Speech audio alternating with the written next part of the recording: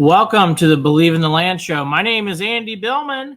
Let's take a look back at the week that was in Cleveland sports. You could probably just say Cade York, and that will take the full 50 minutes. Oh, that young man. I do feel for him. He's going through a lot, but wow, what a preseason for York. Just tremendously bad. He's not been very good, obviously. We're going to talk about him. The Browns had their first round of roster cuts here on Sunday. Anthony Schwartz is no longer on the team. They made a trade with the Patriots for Pierre Strong. Akeem Grant also gone for the season again. Poor guy, just terrible way to start off. Poor guy never got on the field once in a regular season game. Akeem Grant came in with so much energy and so much positivity. To see him never play a game for the Browns in regular season, that's heartbreaking. He's a good guy, comes off well, very likable, and sadly will not be playing this year for the Browns. Will not be surprised if the Browns move on for him in the offseason. So that's the sad ending for Kareem Grant. So there's that too. But we also got Deshaun Watson, of course, in the offense. And defense, I thought looked really good. But we got to start off with Cade York, the kicker. Because I've never seen anything like this in a preseason. Never have. I have never seen a kicker by missing kicks dominate the way he is. And he has gotten to a fever-pitched level. For those who missed it, in case you're sleeping under a rock or whatever, the Cade York, again, missed an extra point, but there was a flag, so they got an attempt for two, which they got. And then later, and he did make some extra points and made another kick. He had a chance for a game winner where it looked like it was deflected at 43 yards out, and that's how his preseason ended.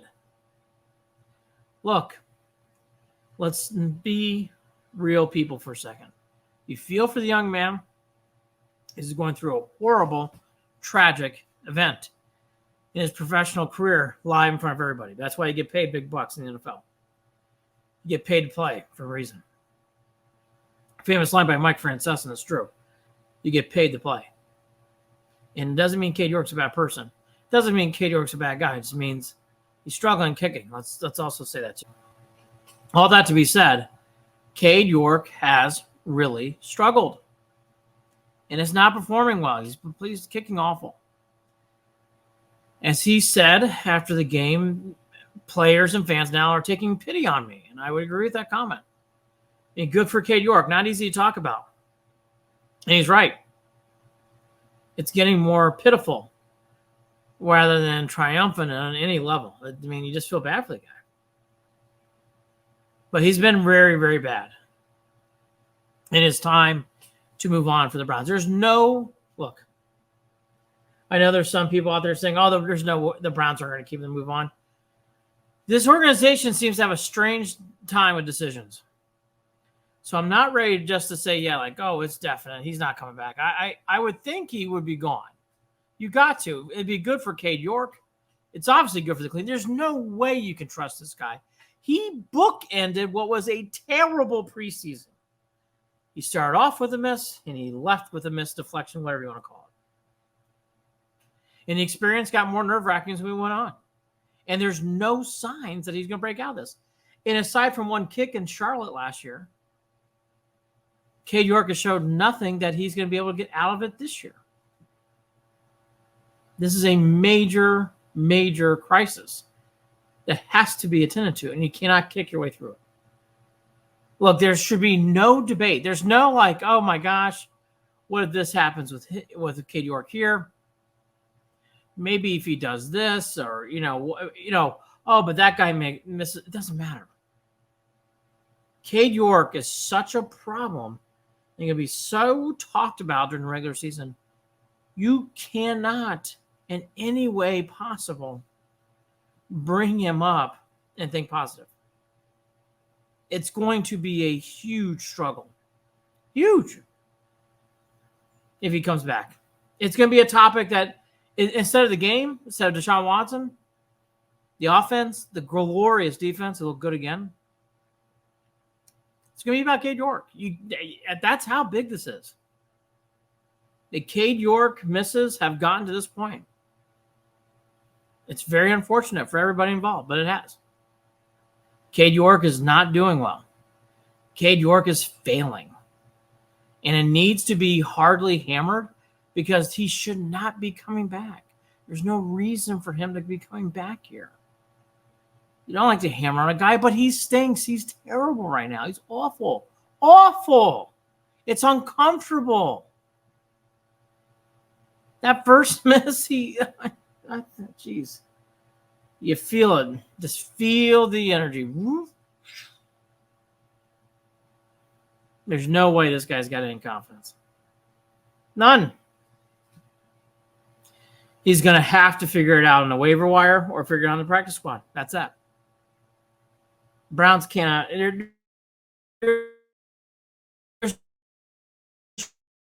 What happens to this here? Or, wow, maybe he can come. No. There is no way to really sit there and think that Cade York is going to be anything more than what he is moving forward unless a miracle happens. And we're not in the miracle business. That's not the NFL. It's not all about a holder. It's not about any of that stuff. Cade York's just flat out not good enough right now. He's not good enough. It's very clear he can't be on the team. There's been no reports of the Browns doing anything, which is insane, but okay. They're politely putting out statements like he's really, really talented, as Stefanski said on Sunday. Fine, great. He's not our kicker, right? Right. I mean, geez. The Browns have in the past with this new regime at times tiptoed around issues like this. They tiptoed around Anthony Schwartz a year too long. Don't tiptoe around Cade York. Cut it, get it out, and get someone new in. Don't make this a storyline. It will be. If Cade York is the kicker, it will be a huge storyline going forward the entire season. It will be. Major storyline. And that's not what you want to kicker. So there's Cade York. Put that aside. Now I guess we'll start off on the offense. And we'll get to defense in part 2 and then what's ahead. The offense looked okay with the first team unit. I thought Deshaun Watson looked okay. Don't think he played badly. Don't think he played well. He played okay. Had some good throws. Made a great throw to Njoku for a touchdown. Made a great first down pass on third down to DPJ. Like that pass a lot. So he had moments in there that was good. Had some other moments that still quality good. Had some throws in the ground. Had a hard time with handoff. Jordan Wilkins got cut today. Goodbye. Get the running backs here in a second. So he had some good moments. He really looks well out of the pocket. When he's flushed out of the pocket and he's running around, he looks good. He does a nice job. He still doesn't look comfortable play in, play out, which is, it is what it is, I guess. Still don't have Nick Chubb back there, but you would expect it to be a little more fluid. It's not fluid yet. He's still got some things to work on there. And again, half his throws, were good. The other half or whatever. There's two or three I remember going right in the ground, which I get he's trying to just, get rid of the play and go to the next one, but you don't want to see multiple balls on the ground, especially only one drive. So what do you come out of this with Deshaun Watson? I think he's ready for the season. I do. I don't think there should be elite expectations, as this guy's definitely still working through what happened last year into this year. That I can conclude. No matter if Nick Chubb was back, a lot of Browns fans were telling me it would have been a big difference in a quarterback. We know how talented. So he's back in the backfield. That really helps out Deshaun Watson. No one's going to ever argue that. We all know that. That said, I think Deshaun Watson still has some rust to shake off. I still think he's not quite 100% fluid into the offense yet. I mean, he doesn't look crisp. He doesn't look smooth all the time. There's still a little bit of giddy up. Not a ton of hitches, but a little bit. So happy with. I'm glad he put this out there. I'm glad he had a chance in preseason to get out all the, shake off some more rust, which he obviously did.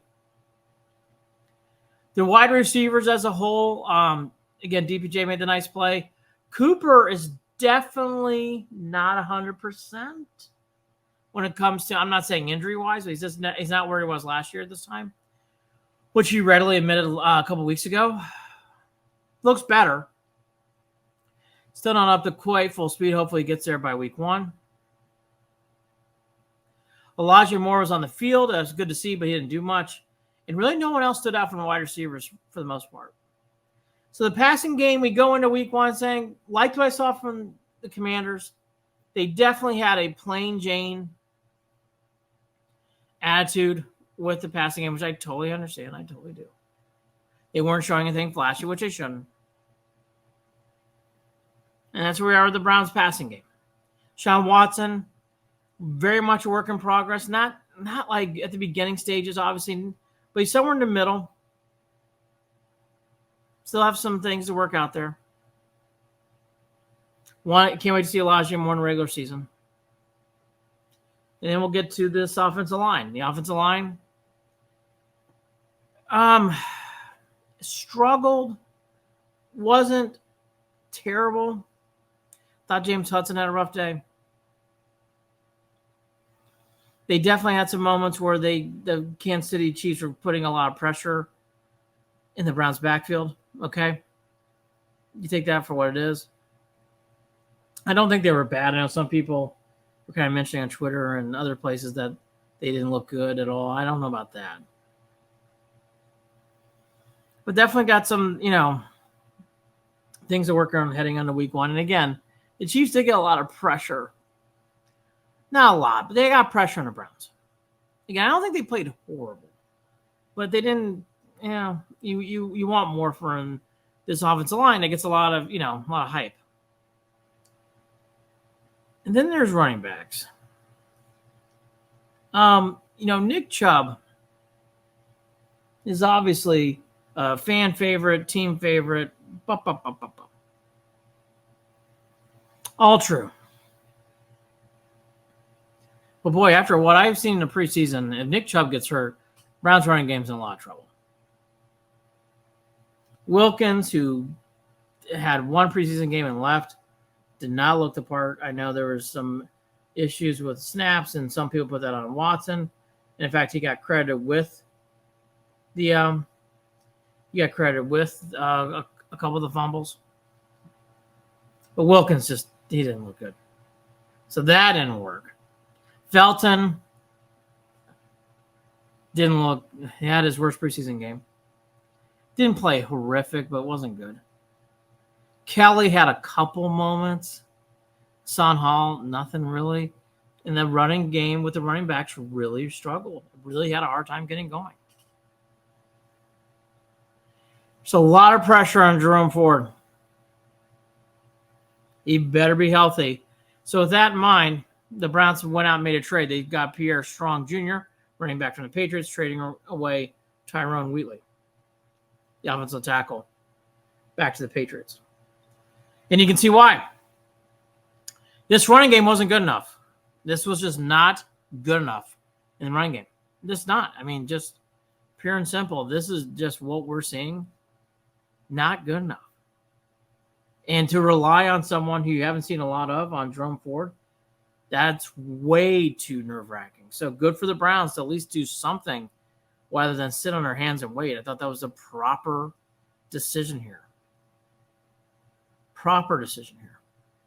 So Pierre Strong Jr., trade made on Sunday. He's in. Wilkins is already out. Anthony Schwartz has already been cut. He's out. Austin Watkins, the wide receiver who's trying to make the team, didn't do much. Bell didn't do much. I mean, this is a game where no one really stood out to me on the Browns who was on that cut line. Just didn't stand out. But Anthony Schwartz, they said goodbye. I think Watkins will be okay because of what happened to Hakeem Grant. And I'll transition to that now. So sad what happened to Akeem Grant in the first play of the game. Very, very sad. Sad to see that. He's a good guy who brings wonderful, good energy. And for him to get on the first play, on the first opening kickoff, that stinks. Guy who came in here with so much hype last year. And, he's going back on the IR for season-ending injury. Terrible stuff. Terrible. Very sad. Hate to see it. What could have been? There was a lot of hype when he got brought in here last year. Never played it down. It can happen in the NFL. It's happened to the Browns. The Charles Bentley. Happening here with Akeem Grant. Sad story. Sad all the way around. And you feel bad. Again, you just feel bad for the young man. Just feel for him. You don't want to see a guy like that get one play on one kickoff and then, get sidelined for the season. It's just terrible. And again, he had so much hype last year. So much energy. So with that in mind, you're going to need some kick returners and some punt returners. DPJ will obviously, I think, get a chance. And Demetric Felton, that might make his spot safe because he can do that. So Felton might be on this team anyways again. And special teams for the Browns has really not shown any improvement yet. Wouldn't say it's gotten worse, but wouldn't say it's improved yet.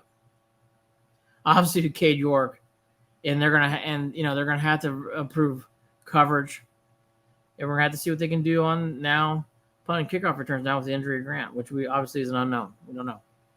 Let's see. But Demetric Felton's probably safe. I think that's gonna be your third or fourth player on this team, running back position, depending on how they slot Felton.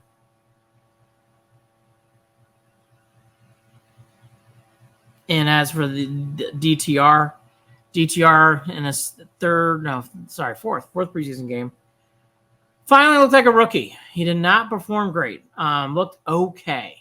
Had a lot of pressure in this game. Obviously, his name's starting to get around the league. And the Chiefs obviously heard some of it, I would think, because they played really hard. I mean, they made sure to shut him down. They would have anyways, but, I felt like there was a little bit of extra effort in that game. So DTR, looked okay. Will they keep Kellen Mond as a third running back, as the emergency quarterback? We will see. Depending on who you read. Sounds like that might be possible. Kellen Mond is definitely a 3. That's kind of your offense is the way I see it. I thought Jones, the rookie, played really well. I think he looks good. I like Jones a lot. Jones is better than Hudson. Hopefully Conklin's back. If not, I would hope they'd put Jones, the rookie out of Ohio State, as starter. I think he's better than Hudson right now in his career. And again, I don't know what you do a kick returner, punt returner, if you don't keep Felton. I think Felton's going to make the team because of that. Unless they really believe in DPJ doing it or someone else. But that's your offense and special teams with defense here after the break. But again, Watson, okay. Backup running backs look terrible. That's what they had to do. Wide receivers are fine. Njoku look good. Offensive line, yeah, not their best day, but they weren't horrific. And then there's Cade York. Browns have to move on from Cade York. There's no way you can feel any kind of neutral or positive juju going into the season with that guy. Browns need to make a decision and make a decision quickly on what to do with Sir York. There's no way he can be brought back here. None. You can't have. For a guy to miss kicks in every game that were very memorable misses, multiple game-winning misses, you can't bring a guy like that in there. Just can't do it. Big mistake. There should be no debate. Because if he is brought back, he will be talked about all regular season, and it will be exhausting. Browns offense, special teams. We come back. Defense. Welcome back to the Believe in the Land show. My name is Andy Billman. If you love great Cleveland content and you love the Browns, Cavs, Guards coverage, go to BelieveInTheLand.com. Also, Buckeye football, which will be the next segment here. Buckeye football. Who's their quarterback? You'll find it first at BelieveInTheLand.com. Also, go to @OfficialClevelandSports on Instagram. It's @OfficialClevelandSports on Instagram. I'm there after every Browns, Buckeye, Guards, Cavs games. Check it out. That's @OfficialClevelandSports. After every game is over, instantaneously I turn on, and we're there to talk about the glorious victory of one of our teams. And then finally, go to Believe in the Land on YouTube. That's Believe in the Land on YouTube. Now, back to the Browns. Defense looked good overall. I don't have any worries about the defense going into the season. There's things that are happening. There's things that will, come up. But overall, feel very good about the defense. There's one injury, though, that happened before Sunday's roster announcements. It was announced at midnight, right around midnight, by Mary Kay Cabot from Cleveland.com that Denzel Ward has entered a concussion protocol.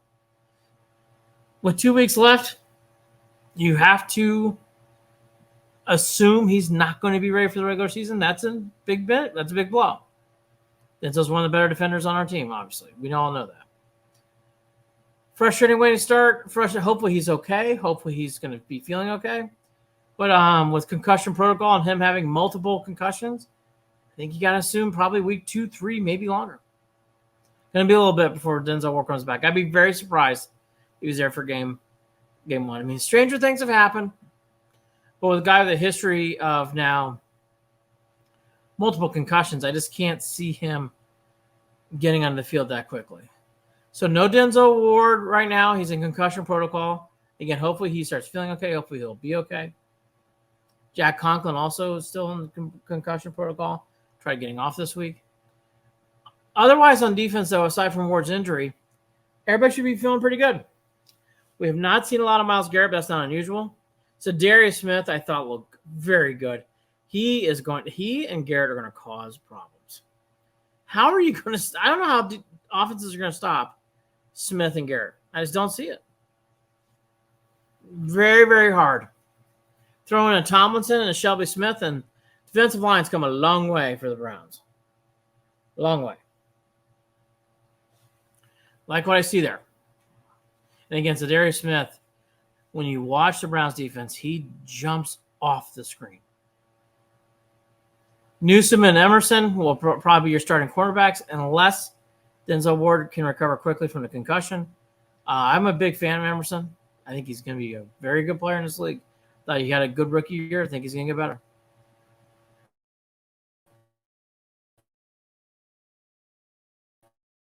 I really like what I think. Emerson is that good already this quickly in his career. Guy has a nose for the ball and knows how to make plays. Newsome will be your other cornerback starting, more than likely if Ward's out. And then you got the Cam Mitchells and the A.J. Greens and everybody else after that. It should be okay at corner, but again, when you have Denzel Ward and the other two out there, that's a lot. So they take a hit there, but they should be okay with Cam or A.J. Green running around down there. This Cam Mitchell's look good too so far in preseason football. Now, linebackers, Anthony Walker checks, Sean Taki check, and then there's JOK. I thought JOK looked good. I saw him flying around the field on Saturday at 1 o'clock. I like JOK and Zadarius Smith really jumped off the screen for me in that last game. Both are good players, but JOK has gotten a lot of flack and a lot of pushback from fans and from people who cover the team and from journalists and talking heads. And, it's well-deserved last year. He didn't play well, but I'll say he does look like a different player on last Saturday. Really was impactful. You could feel his presence on the field, which is not something you could say all the time about JOK. But you could on Saturday. So that was good to see. And overall defense just seems farther ahead than the offense, and it's really not that comparable. I think the Browns are going to have a very good defense, and Jim Schwartz should get a lot of credit for it, and obviously should the players too. But Jim Schwartz's scheme is really paying off early. Like what I see. As for roster battles, Diabite, who was a beast in the Eagles game, didn't really see him. And again, everybody was on the roster cut line. Tony Fields looked good. He had another good day. Tony Fields is not going anywhere. But whether Diabite makes it, we'll find out. Debatable. I think he should. I think he's going to get picked up by. I think he will get picked up by somebody. If the Browns don't sign him or put him on the roster, so that occurs some pressure there. But the defense gives me calm and peace. I really like what I see out of this unit. I did not feel this way about the defense last year. Defensive line in particular. The defensive line, it's like night and day compared to this year to last year. Just such a big change. Can't compare. It's that different. And it's that different in watching it. It's just amazing. These are some of the same players we had last year. Because boys, I feel different this year. And so Darius Smith and Tomlinson and Harris make a big difference. Hopefully Denzel Ward will be able to recover quickly against concussion. So I would say you figure he's not going to be around for game one. Maybe he will be, but it's going to be a speedy recovery if it is. And that's where we're at with the Browns defense. Further ahead than the offense. The whole talk's been about the offense. The defense is further ahead right now. So what does this mean overall? Well, I think for the Browns, it was a good to average preseason that was dominated by a kicker story. This kicker story by Cade York is not. He has not stamped out the fire. As we just said, it's grown. You can definitely feel the pressure of Stefanski to win. The Browns this week also took a lot of contract money off. They paid a lot of players up front to try to secure more cap space. Will some of that be rolled over? That's been reports that it's been done mainly to, and sometimes even some have said only to open up cap space for the next year, which you can buy that, but there should be some of that will be used this year, you would think. One would think. Specifically how hard and how desperate, which is good to see, that the Browns are wanting to win and win big. So they cut a bunch of money this week. That was also good to see. Very good to see. Browns are all in.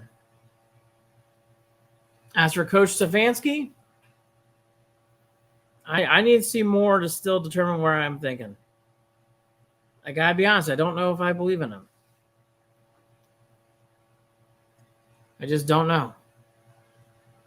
I don't know if he's going to be the guy that can lead us to that promised land.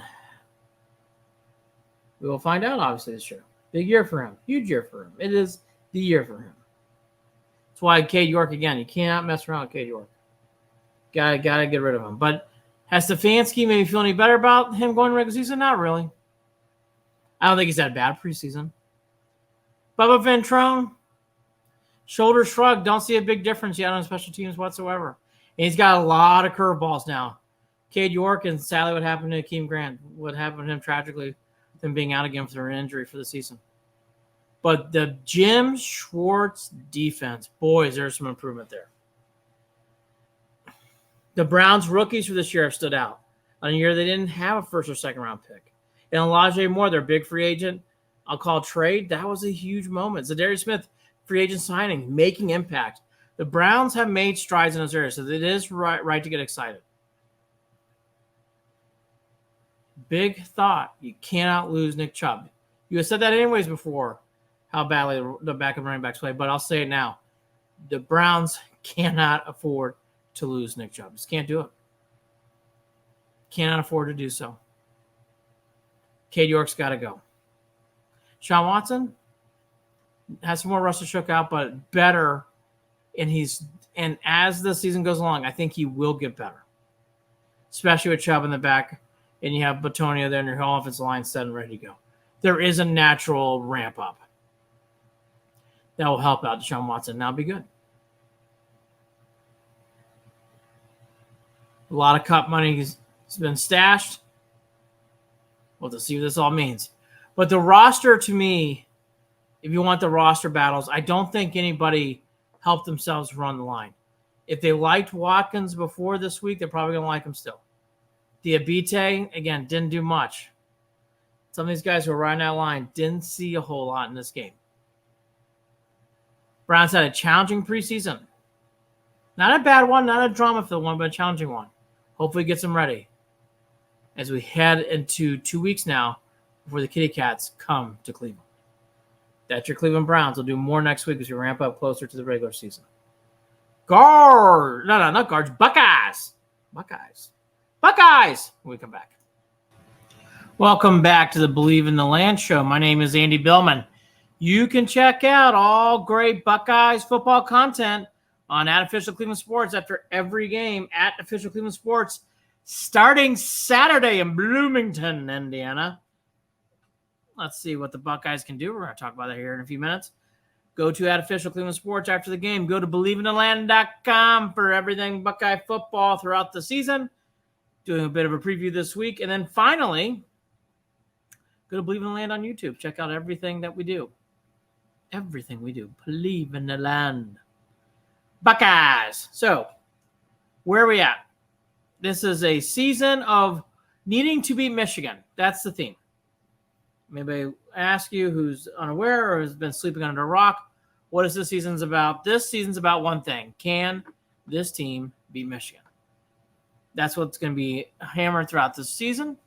It will be talked about a lot, even at times when they're not playing Michigan, which is obviously only once. So it is a big theme. The other theme is going to be quarterback for this week. The Buckeyes have a lot of talent. We're going to talk about the defense. Sounds like they're well improved. Wide receivers are just oozing with talent. Harrison Jr. might win the Heisman. Abuka's that good too. Could definitely be in the running for some big awards this year. Everyone's ecstatic about the return of Travion Henderson, as they should. When the young man's healthy, he's a big-time player. Offensive line issues, those have been put to rest. I never really thought that was a worry. I thought that got really overhyped by some. I say it's got too many good players on the offensive line to be worried about that. And they proved that to be so far here in summer. They're fine. Offensive line's going to be fine. But here we are, less than a week out, and we don't know who the starting quarterback is. Now, there's been two schools of thought, and I'm very much in the middle. Don't worry about it. These two, McCord and Brown, are high recruits. They came in highly regarded. They'll be fine, and that's fair. Ryan Day's a good coach who can definitely spot quarterback talent, no doubt. There's the other half. I'm worried, hand-wringing, nervous. You know, you keep hearing the comments from Ryan Day himself. No one has stood out. No one's grabbed this position. You know, that's not exactly a ringing endorsement by said coach there. I'm somewhere in between on this. McCord and Brown are good, but you just can't say it's okay. I think there is some natural worry here. When you hear the phrase, boy, no one's really stood out. And like, this is Ohio State. Ohio State oozes with talent. For them and for reporters and journalists not to be talking, really hasn't been any buzz to any real reports about the quarterback battle. And it's been surprising to me. That's what I want. I came here like, look, I know Harrison Jr. is good. Jim Knowles' defense better. Running back room, fantastic. Maybe the best in the last 10 years. Got it. Good. Got it. What's going on with that quarterback? That's what I want to know. Like, who's going to be the quarterback game one? And it's been made pretty clear they have no idea. They don't have any idea. They've admitted so. But to say everything is, just going to be dandy, I don't know about that. To say everything's falling off a cliff, I don't agree with that either. I think it's somewhere in between. But for this season, with so much pressure to win, as it should, they're ranked in the top 5. They're going to be in the top 5 all year, unless they lose, of course. There should be, it's the most important position on the football field. We all know that. And yet there's been no talk about it really throughout camp, other than we don't know. Kind of mystifying to me. Have had a hard time finding much information on how these two quarterbacks are doing. Makes you wonder what's really going on at that certain quarterback job. I'll say that there's a lot of mystery. There's not much clarity at all, and that has to make you nervous. Even playing a team like Indiana, who's not an elite team in the league, who is not going to be banging down any doors anytime soon of fear. Still, it's in Indiana. It's a road game. You want to be, ramped, and the Buckeyes aren't ramped. They don't have a quarterback yet who's been named starter. That's odd. And that's the other thing I would tell people who are like, it's fine. It's not. This is not normal. Especially with the comments that have been said about the quarterbacks. Like, neither one stands out. Neither one's really grabbing the position. I mean, that's not good. So here's how I'll leave it as we head into this first week. We're going to find out who it is. If it's a rotation job, meaning both quarterbacks play, I would try to get out of that as soon as possible. It's very hard to win with two quarterbacks. Washington is the only team I can remember in college football doing so. Very, very hard. Very, very hard. You got to take one. I think Ryan Day believes in that too. I think. But for this far, not to have someone who you're confidently saying this is going to be the guy that's odd. And with a team with way too much talent. Again, Harrison Jr., I think, is going to be in the Heisman running. I think there's other things on this team that really stand out to tell you it is one of the best in the Big Ten in the country. The talent just oozes out. Travion Henderson's getting a lot of hype. You can tell the defense has improved with Timon Eichenberg and Tamaloa being hyped on defensive side. Sounds like the secondary is going to be better. Jim Knowles sounds like it's going to be better this year. And yet, here we are. No quarterback announced as a starter. It's grinding. Ohio State has a little bit more of a challenging schedule this year, too. Start off on the road against Indiana, and then have to go to South Bend for a very good Irish team with a different quarterback in Hartman. That's a tough spot. Tough spot. Now leads to the other big storyline that's going to be talked about throughout, and that's going to be Ryan Day. Ryan Day still gets a lot of support. Ryan Day still highly, I'd say, more positive than negative following throughout Ohio State. But you better be Michigan, and you better win your bowl game or win the playoffs. I do think we're in that kind of season. 8-4, but beat Michigan. I think you're actually okay. 10-2, you lose to Michigan. Not as good. You cannot let that rivalry get out of hand. Ryan Day came off a lot more approachable this offseason. And I thought in training camp and throughout the summer, he came off as a lot more personable than in past years. Still gives stiff answers, but I didn't think it was like stiff and like turn off. I thought at times he could turn off the media. I don't think he did that this year. Thought he came off, again, more likable, more relatable in the press conference. I think he's starting to get a little bit better hand of how to handle the press, which is good. But it's a big year for him. Can't afford to have what happened last year happen to him again, because he may not be here. In fact, pretty sure he won't be. And this team is too talented. There's way too many expectations, as there should be. This is the Ohio State University. And the Ohio State University is ready for prime time. Way too much talent. Ryan Day has to figure out a way to get this team over the hump. I hope he pinches the defense. Sounds like he's going to. I've seen more effort there by Ohio State than I have for our. You can definitely tell from reports and from simple verbiage that Ryan Day is definitely more involved with the defense than he was a year ago, which is good to see. Michigan, Penn State, sure. Michigan's a very good. Michigan's a favorite to even maybe win the whole thing by some. There's no doubt a lot of hype about Michigan. But that's what this whole year is about beating that team. And again, I would not throw away that Notre Dame game. Tough game. They have to play up Wisconsin too. Tough game. A lot more challenging schedule this year compared to last year. Which makes it all the more important for today. Makes it all the more important. Once this season grooves, who is going to be your quarterback? So don't think they can go very long by saying it's just going to be a rotational quarterback thing in the game. Too much of a risk. They should beat Indiana. They should be okay. But for it to be this late into camp, it's remarkable how there's no mention of who's starting this week. Big story. We'll be following Ohio State all year.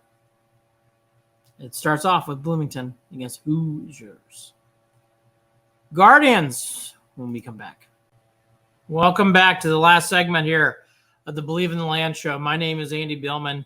Again, check out everything post-game live with Guardians, Browns, Buckeyes, and at Official Cleveland Sports on Instagram. That's at Official Cleveland Sports on Instagram. Check it out. Always there for great content on the three teams and the city of Cleveland.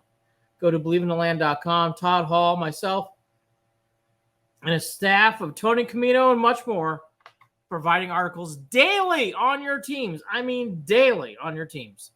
Check out believeintheland.com. Guards, Kings of the North, took the season series today with the Blue Jays. Showed some fight this week, 3-3. The Twins are currently tied with the Rangers, so as you're hearing this, looks like who knows what's going to happen. But the Guardians actually have a chance, if the Twins lose, to go up there 5 games down with a sweep, 2 games. Asking a lot there. But there is a little bit of a pulse, is my big note this week. It felt like after last week with the struggles with the Tigers, it kind of felt like the Guardians were kind of mailing it in a little bit. And then the Dodgers came. And yes, the Dodgers won 2 out of 3, but they showed some fight. Noah Syndergaard showed some fight winning a game. And in this series with the Blue Jays played well. That's the thing. The Blue Jays played well. The Guardians just happened to play better. Better hitting. Laureano went off today. Calhoun went off today. And then, of course, the key to the engine, Jose Ramirez, who really up until this point had been struggling in his last 7 games, only 1 hit in his last 7. In 7 games, not that bad, 7 games. Got into a good groove, had 4 hits, but 2 home runs and a big one today on the Sunday game to get the Guardians the victory that they needed and to keep them alive. They're showing fight. The fighting Guards are showing fight. Are they going to make the playoffs? Probably not, no. Going to take a miracle. But they actually have a route. They have to win 2 out of 3 against Minnesota. And then when the Twins come back to Cleveland, they're going to have to sweep. They have to take 5 out of 6. Got to really punch the mouth of the Twins. 4 out of 6, it's good, obviously, but you can't do anything worse than that. 4 out of 6, I don't think is enough. I think they need to get 5 out of 6. So they got to win this series in Minnesota this week to keep their hopes alive, slim hopes alive. There's been a lot of rumors about Kyle Quantrill coming back. Sounds like he is close to coming back this week. that is needed. The Guardians are starting to run out of innings and time with these young pitchers that they cannot have go too much longer. So the first veteran coming back is Quantrill. I've read reports from Cleveland.com. Sounds like Bieber and McKenzie are both starting to get there, but McKenzie sounds like it's a ways away. I think Bieber's more realistic, but still, when you say realistic, 2.5 weeks away for Bieber. McKenzie's similar time frame, but we'll see. I think they're going to be very cautious with both, obviously, but in particular McKenzie. But maybe with a little bit of, a little bit of luck and a little bit of timing, they can get these veterans in there, rest the young kids, and have one last run. By the way, Twins won today on a walk-off walk. So it'll be 6 games full going to Twinkie Land.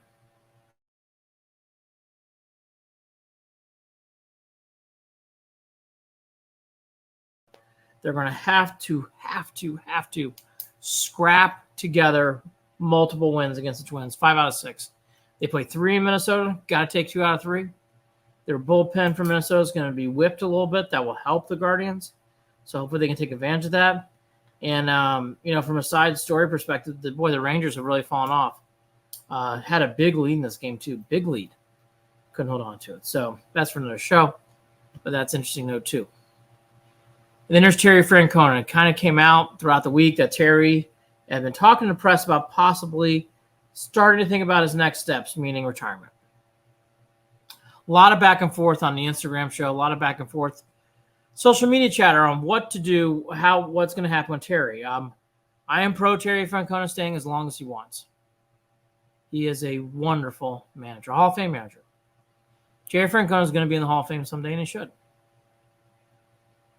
And in 2016, I think people tend to forget, that was a freaking miracle how far that Indians team got. And they almost pulled it off with basically shoestrings and dreams because they lost all their starting pitching as well, basically, outside of Kluber and Tomlin. That's it.